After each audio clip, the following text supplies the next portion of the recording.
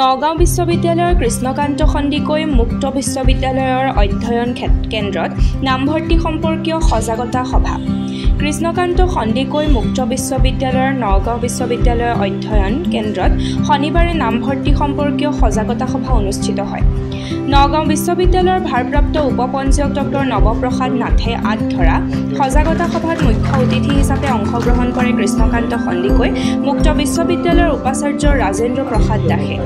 উপাচাৰ্য ৰাজেন্দ্ৰ প্ৰসাদ দাসে দ্বৈত ডিগ্ৰীৰ প্ৰয়োজনীয়তা, সপোন দেখাৰ প্ৰয়োজনীয়তা, বৰ্তমান সময়ৰ আহ্বান আৰু বিশ্ববিদ্যালয়খনে লোৱা পদক্ষেপ সম্পৰ্কে আলোকপাত কৰি নামভৰ্তিৰ বাবে সমাজৰ সকলোকে আহ্বান জনায়।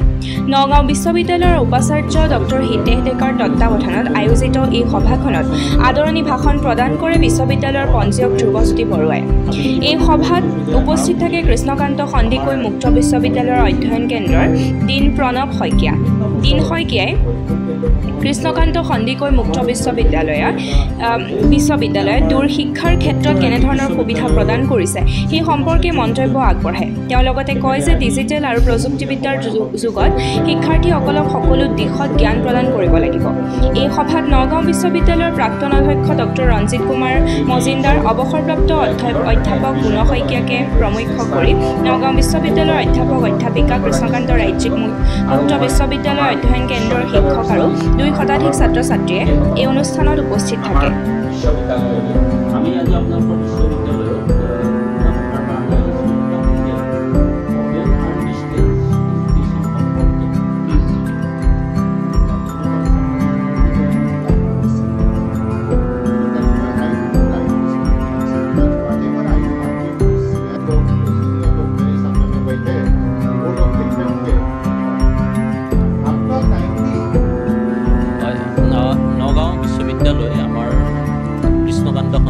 ৰাজ্যিক মুক্ত বিশ্ববিদ্যালয়ৰ 2008 চনৰ পৰাই এটা ষ্টাডি চেণ্টাৰ আছে আৰু আমি আপোনালোকক জনাবলৈ পাই সুখী হৈছোঁ যে এই চেণ্টাৰটোৱে জন্ম লগ্নৰে পৰা নগাঁৱত উচ্চ শিক্ষা সম্প্ৰসাৰণৰ ক্ষেত্ৰত, গুণগত উচ্চ শিক্ষা সম্প্ৰসাৰণৰ ক্ষেত্ৰত বহু অৱদান আগবঢ়াইছে। আৰু আজি আমাৰ সন্মানীয় উপাচাৰ্য মহোদয়ৰ সৈতে আমাৰ গুণ শইকীয়া ছাৰৰ নিচিনা বয়োজ্যেষ্ঠ শিক্ষকৰ উপস্থিতিত আমি আজি এখন সজাগতা সভা কৰিলোঁ। এই সজাগতা সভাৰ উদ্দেশ্য দুটা যে মুক্ত আৰু দূৰৱৰ্তী শিক্ষা, আজি পঞ্চম প্ৰযুক্তিৰ তথ্য প্ৰযুক্তিৰ যুগত যে এটা মূল শিক্ষাৰ এটা ধাৰা, এই কথাটো আমি মানুহৰ মাজত প্ৰতিপন্ন কৰিব বিচাৰিছোঁ। আৰু আমাৰ যিটো নামভৰ্তি প্ৰক্ৰিয়া চলি আছে তাত আমি 18টা মাষ্টাৰ ডিগ্ৰী, 11টা স্নাতক পাঠ্যক্ৰম আৰু 24টা বিভিন্ন প্ৰফেশ্যনেল আৰু ভকেশ্যনেল আমি ডিপ্ল'মা চাৰ্টিফিকেটৰ প্ৰগ্ৰাম দিছোঁ।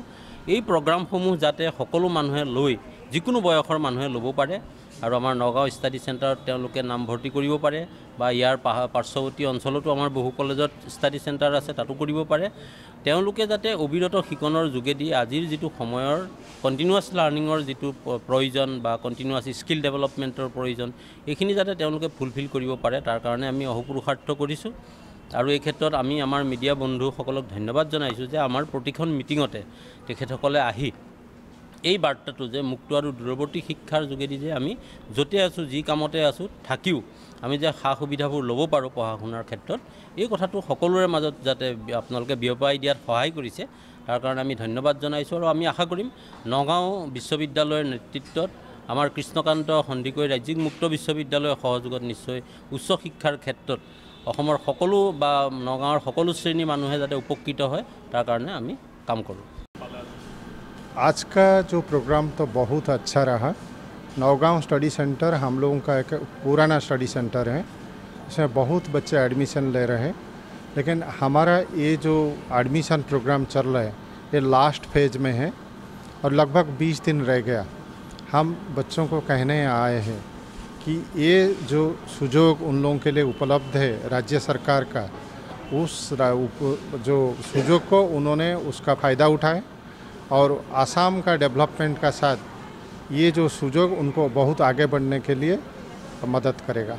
ये कहने के लिए हम लोग सब सारा राज्य घूम रहे हैं।